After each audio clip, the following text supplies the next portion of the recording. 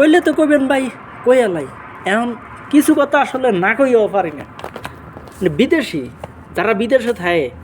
তাকেও কেমন মন মানসিকতা, আর যারা দেশে থাকে এই দুইটা মানুষের মধ্যে কেমন পার্থক্য থাকে। দেশে যারা থাকে হেরা মনে করো যে যাতে বিদেশ আছে হাতে মনে হয় প্রচুর টাকা কামাইতেছে, বহুটা মানে হাতে ব্যাংক বিলেজ অনেক কিছু করে লাইতেছে। কিন্তু যাতে বিদেশ থাকে হেতেও চিন্তা করে যে না ঠিক আছে হেতেও বহুত টাকা পয়সা জমাবো, জীবনে বহুত কিছু করবো, ওই চিন্তা লইয়ে কিন্তু থাকে। আর ওই চিন্তা লইয়েই বেটা বিদেশে কামলা দেয়, কাজ করে, মানে যে যেটাই কেউ কেউ অনেক কষ্টের কাজও করে, সব কিছুই করে। কিল্লাই করে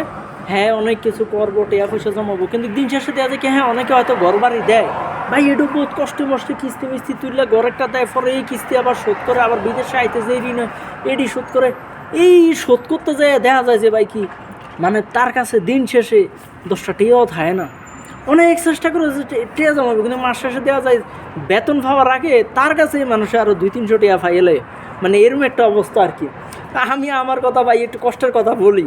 মানে একটা চিন্তা ছিল বিদেশে আসার পর অবস্থা দেখে, মানে আমার চিন্তা হয়েছে আমি আর এই জীবনে সবার সাইতাম না, দেশে যামুকে কিছু করবো, হ্যাঁ এরকম একটা চিন্তাধারা ছিল আমার। তো প্রধান একটা চিন্তা ছিল কি আমি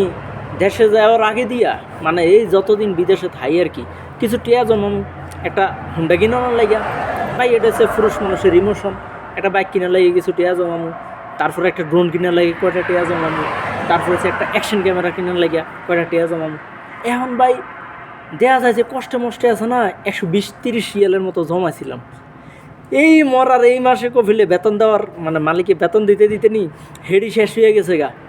ভাই, মানে জমানোর লাগে অনেক ট্রাই করি কিন্তু কেটিয়া আর ভাই জমে না, এটা খামের ভিতরে আলাদা করে রাখছি কিন্তু কেটিয়া জমে না, এটা থায় না, এটা শেষ হয়ে যায় গা। তো ভাই বিদেশি অবস্থাটা হয়েছে এমন, মানে তারা বহু টিয়া পয়সা জমায় কিন্তু মাস শেষ হওয়ার আগে দেওয়া যাচ্ছে হেডি শেষ হয়ে আরও কয়েকশো টাকা, মনে করেন যে কয়েকশো টাকা মানুষের কাছে ঋণ হয়ে যায়, কেউ রিয়াল কেউ ডলার যেতে যেটাই হোক আর কি, এটা আরও ভাই ঋণ হয়ে যায়।